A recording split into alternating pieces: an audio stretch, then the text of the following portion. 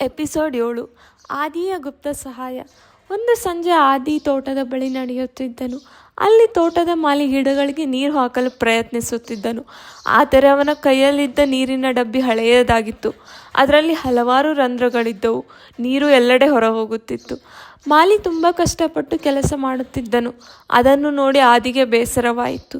ಅವನಿಗೆ ತಕ್ಷಣ ತನ್ನ ಜೇಬಿನಲ್ಲಿದ್ದ ಮಾಯಾ ಚಾಕ್ ನೆನಪಾಯಿತು. ಯಾರಿಗೂ ಕಾಣದಂತೆ ಆದಿ ಒಂದು ಚಿಕ್ಕ ಗಿಡದ ಹಿಂದೆ ಹೋದನು.